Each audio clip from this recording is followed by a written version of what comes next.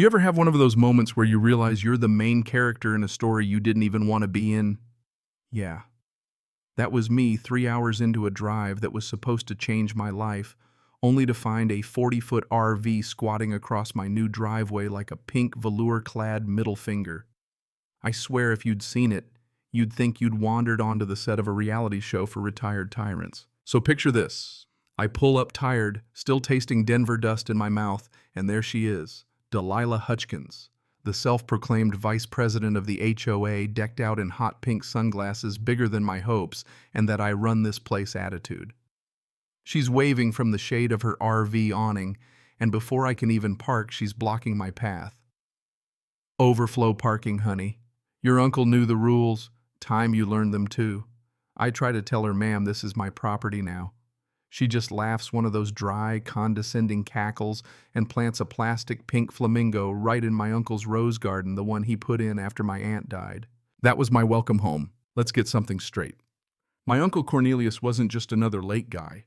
He was the kind of man who'd show up at your door when your pipes froze, never charge full price, fix things, and then insist you stay for coffee that could jumpstart a dead battery. When his heart gave out last spring, half the county showed up to say goodbye. He left me this A-frame cabin, 100 feet of lakefront thick pines, morning mist, and apparently a front row seat to the HOA's private circus. I needed that cabin. After a divorce that went nuclear. It was the only safe place left. No strings in the will. Just a key and a note. Start over. Make it yours. Lake Serenity's always been a weird mix. Lifers, weekenders, people who just want to fish and be left alone. That was before Delilah showed up rolling in 8 years ago in her mobile headquarters and a heart 3 sizes too small. She rewrote the rules literally. If you weren't her definition of community material, too young, too old, too anything, you got the side eye and a fine in your mailbox. My uncle, he just ignored her, paid his dues, fixed the neighbor's porch, let her rules blow past like wind through the pines. His hand-carved sign still hung by the workshop, fair prices, good work, better coffee. But now my spot. The spot where Uncle's truck always parked was buried under 40 feet of diesel-powered attitude. Delilah was blasting her generator so loud you couldn't hear the loons. The air smelled like stale Marlboros and synthetic vanilla, and she'd even left a motel card on my door like I was some weekend tourist. That first night I gave up. Drove to Sal's Diner, drank coffee strong enough to burn through your soul, and started asking around. That's where I heard the greatest hits. The old widow who had to tear down her bird feeders. The family fined $800 for planting tomatoes, the veterans' flagpole that suddenly violated aesthetic guidelines. Your uncle was keeping a file on her. Sal told me, his hands shaking as he slid me a spare key. 3 years of dirt photos, recordings, receipts. Said she pulled the same stuff in Nevada. I'll be honest, I almost left right then. But Cornelius didn't raise quitters, and he sure as hell didn't raise anyone who let a bully win.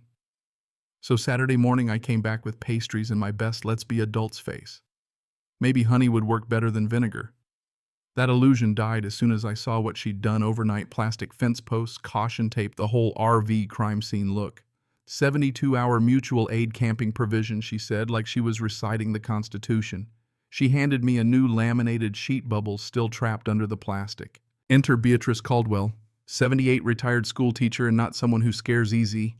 She called me over right where Delilah could hear and handed me a manila envelope that smelled like every victory lap an old lady's ever taken. Your uncle had this place surveyed, she whispered, showing me the marker hidden by the bushes. Turns out my land went 10 feet further than anyone thought. Delilah's RV, not just blocking me out. It was smack dab on my property, nowhere near an easement. That's when I remembered Uncle's advice: document everything. And if you're going to fight a snake, make sure you've got the right shovel. The courthouse confirmed the boundaries. And inside a safety deposit box marked emergency, only because, of course, it was a treasure trove, the original HOA charter, basically useless now, a folder labeled DH violations, and 3 years' worth of evidence. Pictures of her RV in every fire lane, driveway, handicapped spot you can imagine. Notes on her recommended contractors, all getting HOA business, all with padded invoices. When I got back, she'd taped a violation notice to my door. Something about dangerous electrical modifications and an $800 daily fine. Certified inspection by, you guessed it, her cousin's company. The anger burned, but I realized every sheet of paper she taped up was more evidence. She was digging her own grave, and Uncle had left me the shovel.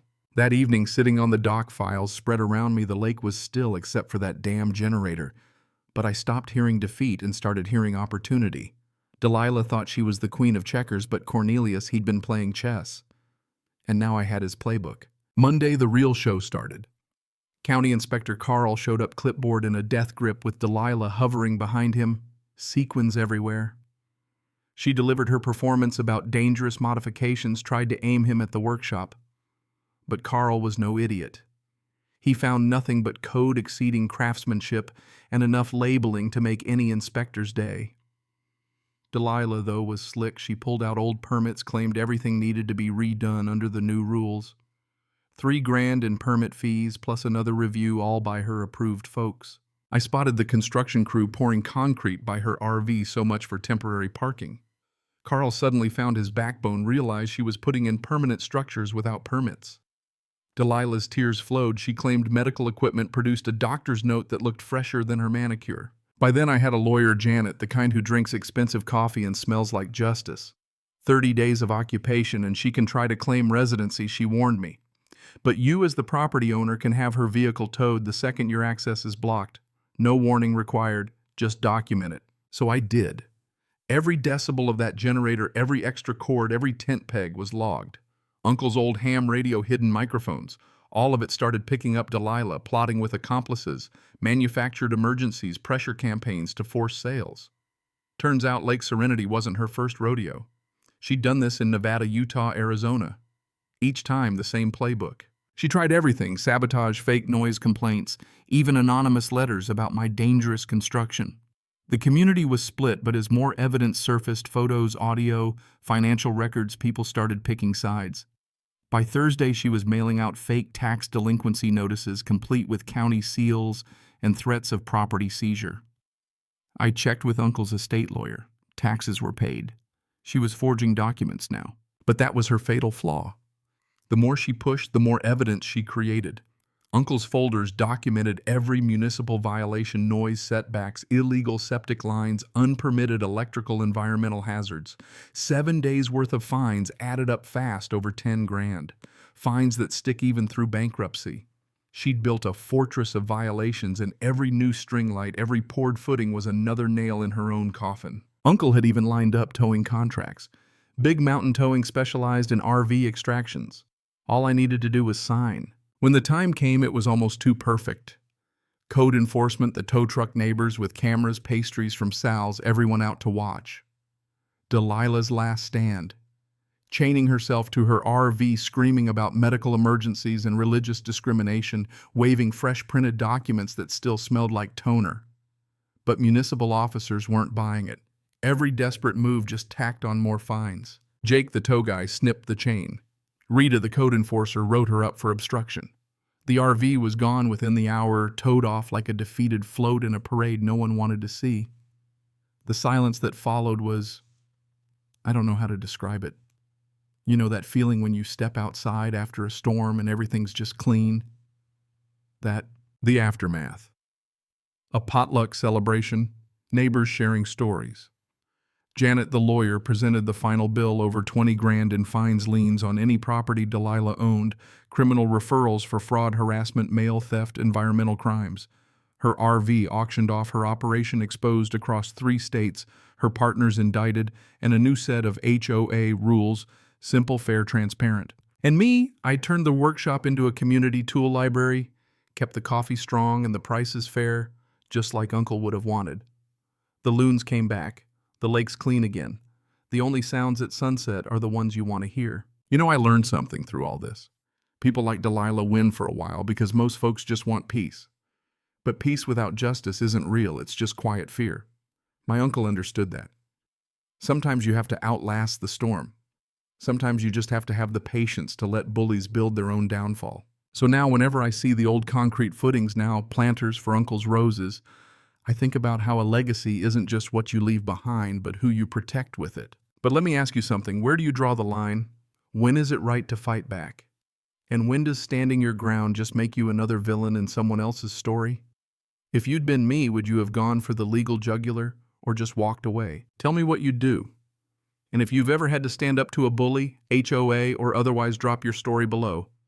I want to hear how you handled it, where you drew your own line. Because at the end of the day, that's what makes a community. Not just surviving the Delilahs of the world, but standing together so they can't come back.